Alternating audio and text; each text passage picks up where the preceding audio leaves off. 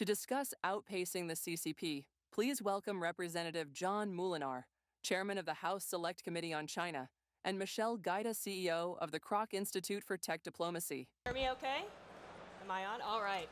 Well, it's a pleasure to be here today. Chairman Moolenaar, thank you so much for this conversation. And I want to start out by saying thank you, because the work that you have done on the China Select Committee in partnership with Representative Krishnamurthy has been extraordinary in bringing a lot of urgency and bipartisan clarity to one of the key issues of our time. So thank you for your leadership. Well, thank you, Michelle. It's good to be with you and with everybody today. And I want to start out before we dive in, I want to take a moment to acknowledge. So today is the 35th anniversary of Tiananmen Square. And we have with us here Dr. Jianli Yang, who was there in 1989 as a survivor of the Tiananmen massacre. Dr. Yang has served 5 years in prison in China. He's done a lot of extraordinary work to advance democracy in China and around the world. And so thank you for being here. We're honored by your presence and your courage. Thank you. All right, so Chairman Moolenaar, I'm going to start us out with a little bit of a twist, and I think you're going to like it. But if you look at the name of our panel here, it's called Outpacing the CCP. And there's something about that doesn't feel quite right. And I'm going to propose that it's not America's job to outpace the Chinese Communist Party. But in fact, it's America's job to lead so decisively that the CCP is scrambling to try to outpace us. And this concept of China as our pacing challenge and our pacing threat has really taken hold in DC, in the defense community, in the policy planning community. And I think it's very dangerous to export our ambition to an adversary. And the work that the Select Committee has done has been so extraordinary in shining a light on this threat. But you and I both know that it doesn't stop there, right? And we have to have a proactive policy in order for the United States to lead. So let me start with that so that we're framing our conversation off right.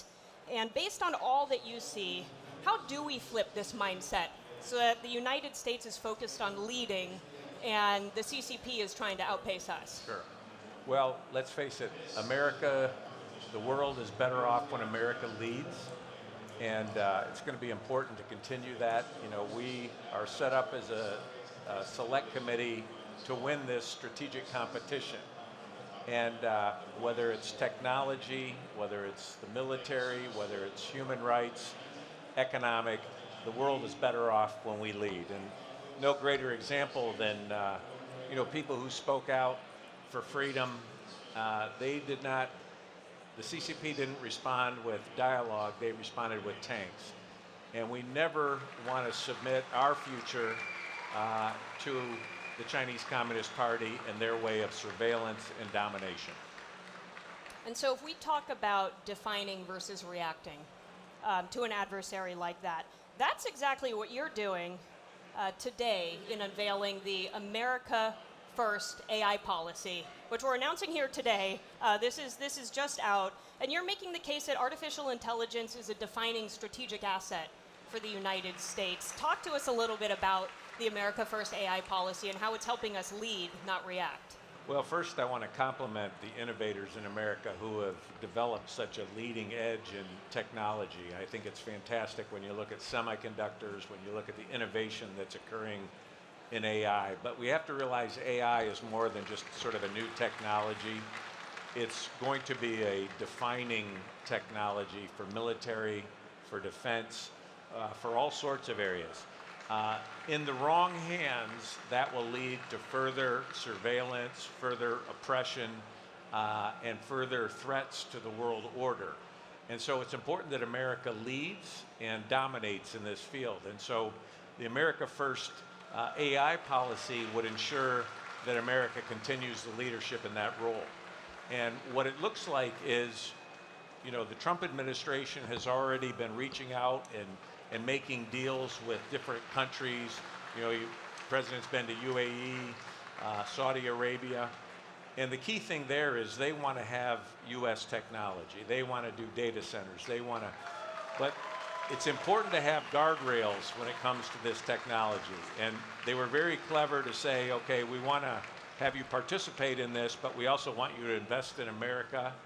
And there are other countries who can't do that, but they can also help with rare earth materials, mining, processing. So I would call this sort of a digital diplomacy, if you will, finding like-minded countries who want to participate with American ingenuity and innovation, but do it in a responsible way where there's guardrails, where it doesn't fall into the hands of the Chinese Communist Party, who would use it for nefarious purposes. So let's talk about that tension and that push and pull a little bit. As you talk about some of these new deals, like in the Middle East, we're providing some advanced semiconductors to some partners there. And it's interesting because export controls used to be a very niche issue, and now it feels like it's front page news almost every single day, and especially when it comes to semiconductors. And at the Krach Institute for Tech Diplomacy, we like to say that loose chips sink ships, similar to World War II. That's very because semiconductors and chips aren't just about technology and about commerce. It's about driving and powering our military and all of our levers of power. So in addition to this AI, America First AI policy, you've also helped introduce the CHIPS Security Act, which would make sure that we are tracking and preventing the smuggling of these chips to our adversaries, and namely China, including location verification for advanced chips, which I think is so interesting. So talk a little bit about this push and pull, because we have this dual mandate on the one end to proliferate as much American technology as possible, so the world is consolidating around the American technology stack. And at the same time, we have to ensure maximum protection of those things. How do we proliferate and protect at the same time? No, I think that's key. We want to have our platforms, our technology to be the backbone of this revolution, if you will. But at the same time, we want to limit access to that so we always stay ahead. And that requires partnerships with reliable partners. And it requires us to have a system where, you know, when we're supplying those partners, you know, the technology that we supply them is not getting into the wrong hands. And one way to do that is to make sure that there are ways to track where that technology ends up, where those chips end up.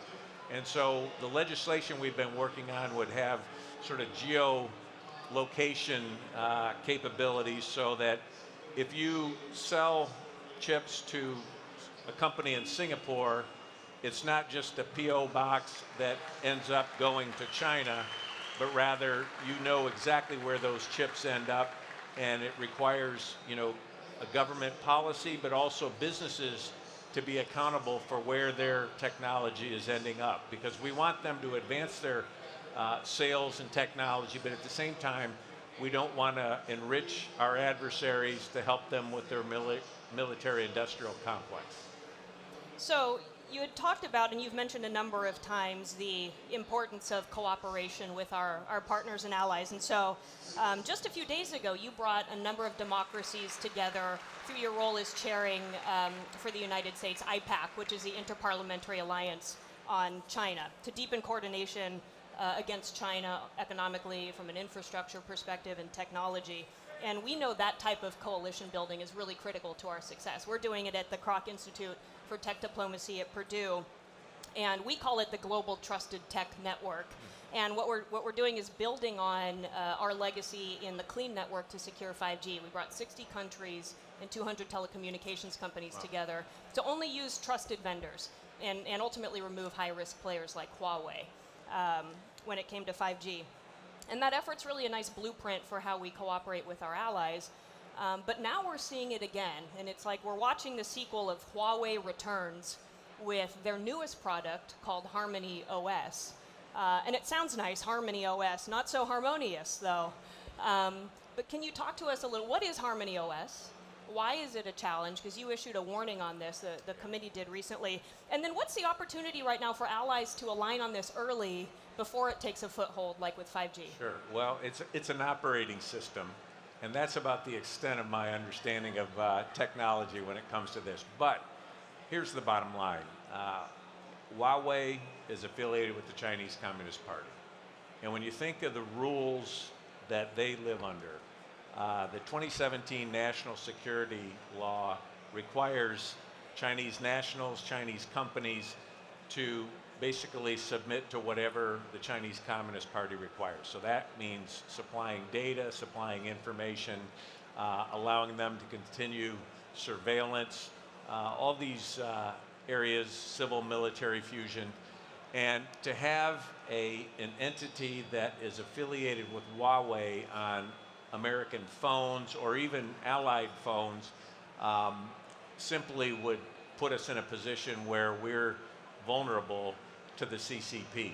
And as you point out, harmony sounds like a very friendly thing, but you have to remember that behind that is the Chinese national security law and agenda, which oppresses people, surveils people, transnationally represses people, and has been a major malign influence when it comes to American opportunities. You think of Volt Typhoon, hacking into our infrastructure. When you think of Salt Typhoon monitoring the highest levels of our government communications, we don't want to expand that writ large, and that's something that Harmony would enable them to do.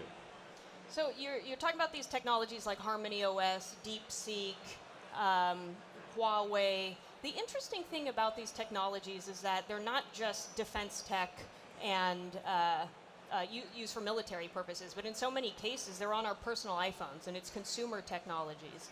So as you're traveling back to Michigan and traveling across the United States, we saw each other recently in Austin, Texas.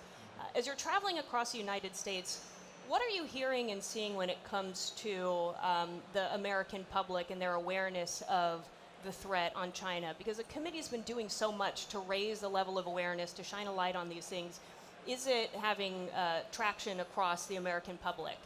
I believe it's happening, but Americans want to believe the best.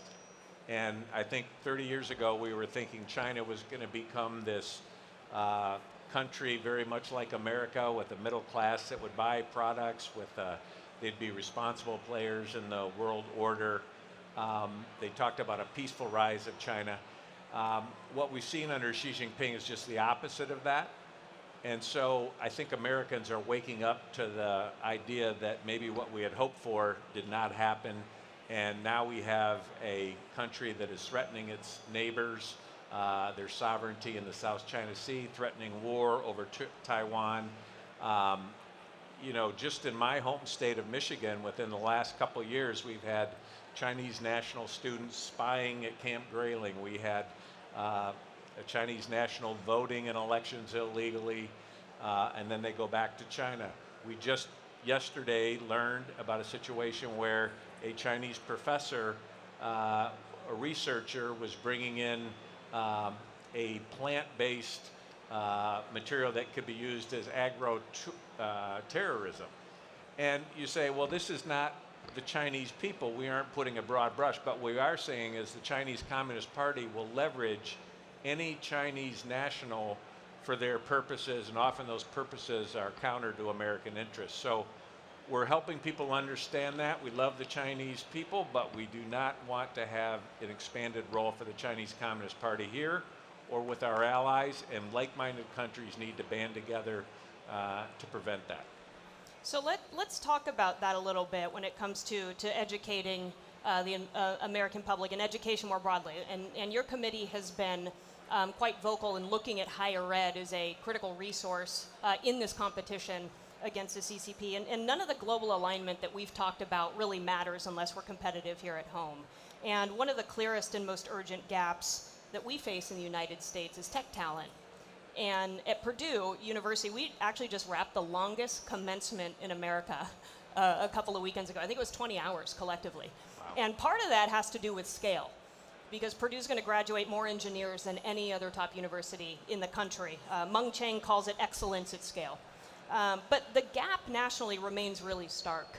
And if you look at some of the numbers from the National Science Foundation, China in 2020 graduated 2 million from first degree science and engineering degrees. The United States was less than half of that at 900,000. And if you look at some advanced degrees, when it comes to doctorates in science and engineering, China recently surpassed us. They issued 43,000, we're at 42,000. And so we have a lot to do in terms of getting to scale.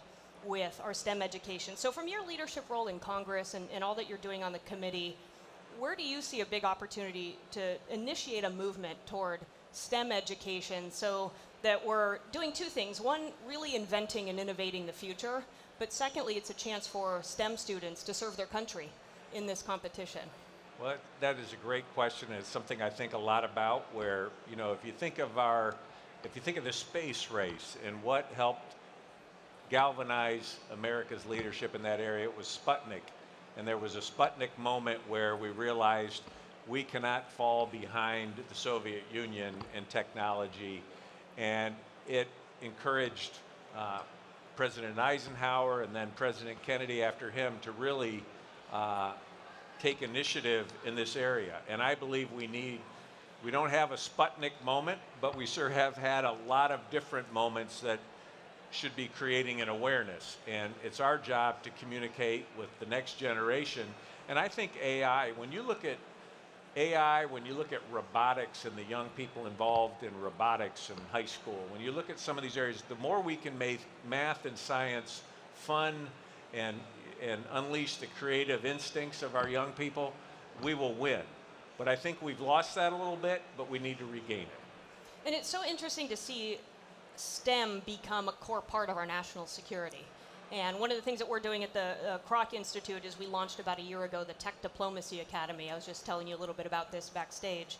And our goal is to help upskill not just up-and-coming students, but the U.S. government and allied governments when it comes to technology. Because if you're a foreign service officer these days and you're trying to implement policy on 5G or on AI, you have to have a fundamental vocabulary around all of these emerging technologies. And there's 22 that the White House has identified as being critical to our national security. And so we're helping to upskill U.S. and allied governments. But from your perch in Congress, you know, where do you see a gap or maybe an opportunity to upskill government leaders, whether it's in Congress, at the State Department, or allied governments? Because as you're having conversations around the world, you know, it's difficult to try to shape policy without that fundamental vocabulary. Yeah, well, and technology moves so quickly.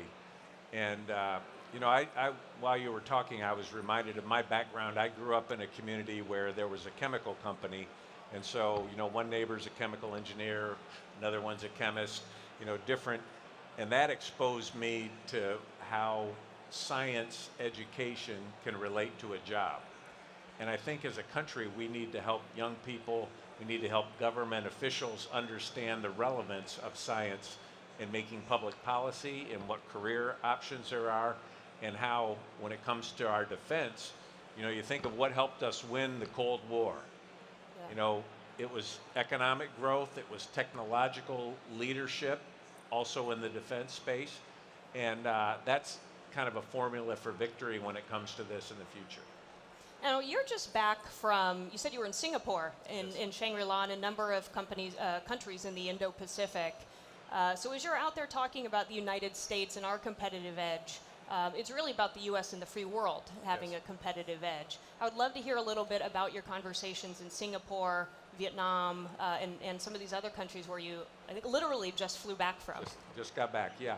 Well, first of all, when we were in Singapore, it was for the Shangri-La Dialogue, which is a lot of defense leaders from around the world.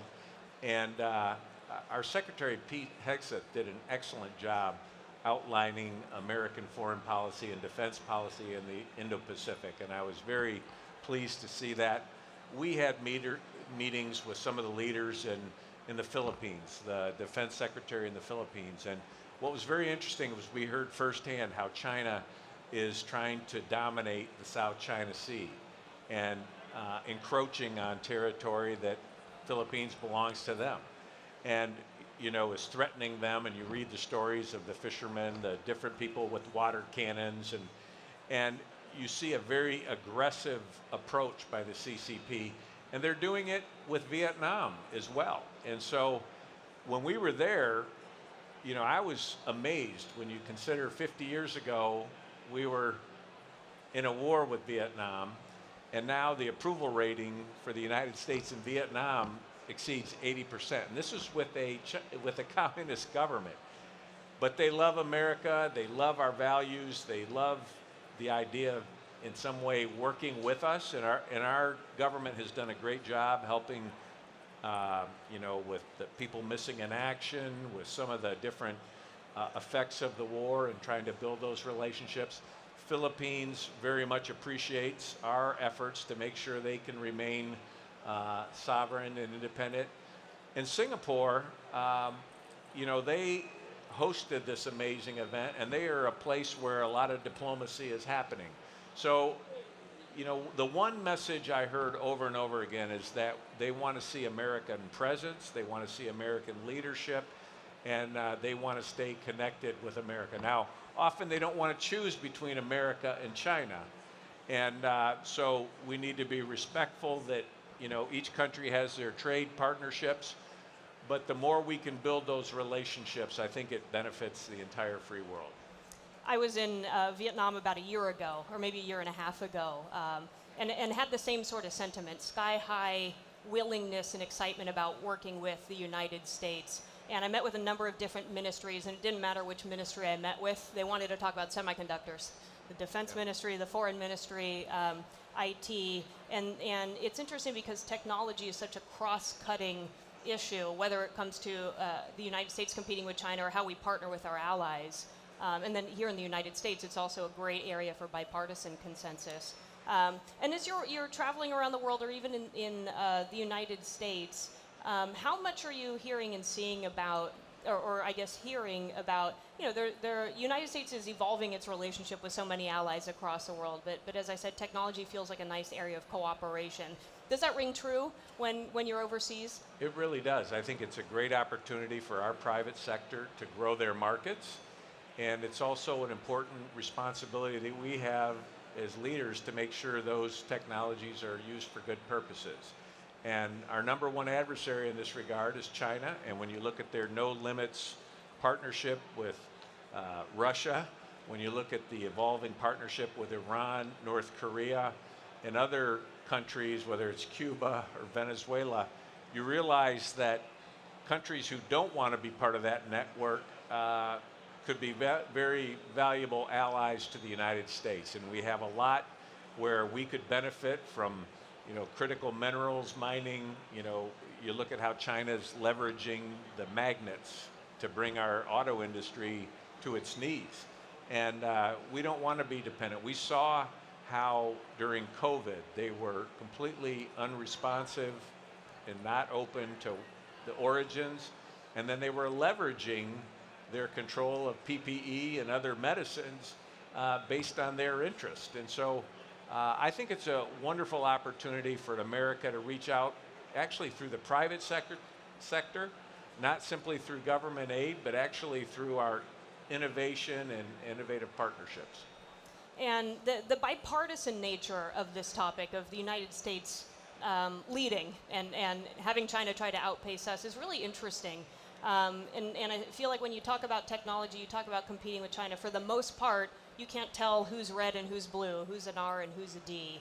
And I'd love to hear a little bit about your perspective on that, because the Select Committee is such a shining example of bipartisan consensus on calling things out. Like, where do you see more opportunities for that? Sure. Well, we're always going to have different political viewpoints, but I would say the people involved in our Select Committee are involved because they want to get this policy right for the United States' future. And we realize this is such a key area, whether it's human rights, whether it's national security, whether it's economic security. We need to reset this relationship with China and put it on a good trajectory so that we have a sustainable leadership in the future. So the contrast between many committees in Congress, where it's one side trying to, upstage the other side, the questions we're asking in committee are trying to get answers to lead to solutions. And that, to me, has been probably the most rewarding thing I've been part of in Congress. We've done a number of investigations. We were the ones who investigated the Chinese CCP connection to the fentanyl crisis that's killing hundreds of thousands of Americans. And we actually discovered that it wasn't just China turning a blind eye. It wasn't organized crime out of control. It was actually the CCP's tax policy, where they were subsidizing, giving a tax rebate to chemical companies who would manufacture the precursors of fentanyl, couldn't sell them in China, but they could export them and get a tax rebate. So they were partnering with the drug cartels in Mexico, who then brought it across our southern border. So you can see that, you know, this is an area that all of America has a stake in, and we got to get it right. Now, you've talked about the private sector and the role of the private sector a number of times. And so I think we have time for one more question, and this is my last question. It's a big one. Okay. Week after week, your committee is sending letters to American companies about supply chains, about certain investments, about partnerships in which they are tied to the CCP or to the People's Liberation Army, or both. And the message is really clear that American companies can't keep underwriting our adversaries, yet it's still happening, and we see it pretty often. And at the Krach Institute, we work with a lot of tech companies, we work with a lot of businesses to try to navigate these tensions. And we know that it's tricky, because quarterly earnings are the North Star, and the global marketplace is really competitive. But in the long run, a safe and a free and a prosperous America is really good for business. And so if we start thinking in the long term, we might make some different decisions. And as you have mentioned several times, if we're going to win this competition, it's going to be through innovation, and it's going to be through enterprise. And so in that case, business has to lead and not just follow. So for my final question, based on all that you're doing and seeing with the committee, what is the one message that you want every American CEO to understand when it comes to helping the United States protect our national security and our prosperity? That's a great question. I would say this. It's not simply the job to sell more product and have a quarterly return that looks good, but there also is a responsibility to safeguard the system that actually allows the freedom to innovate and to have commerce in the first place. And unfortunately, for too long, we've had American businesses and even taxpayers have been unwittingly supporting the military-industrial complex of China, and in some cases supporting, and customers have been buying products that were made with slave labor. And so we've been trying to illustrate the problem when you have supply chains that are linked to forced labor. We've been trying to highlight when American businesses are investing and partnering with companies that are affiliated with the People's Liberation Army and their military-industrial complex, and universities who are educating and partnering with Chinese universities that are actually partnering with their Chinese military applications. And those innovations could be used against men and women in our military. And so I think it's creating an awareness, but then also accountability. But you're right, I think many are still under the expectation that China is going to become more democratic, more freedom-loving, a benign influence around the world, and that's just not reality, and we need CEOs to wake up to that fact. All right, well, thank you for shining a light on that reality, Mr. Chairman. Thank you for all you're doing to lead the Select Committee, to lead a bipartisan movement, a national movement, and really internationally as well on the threats that the CCP place. And we're confident that with that, we'll be able to lead and outpace the CCP. So thank you. Thank you. Thank you, Michelle. Appreciate it very much.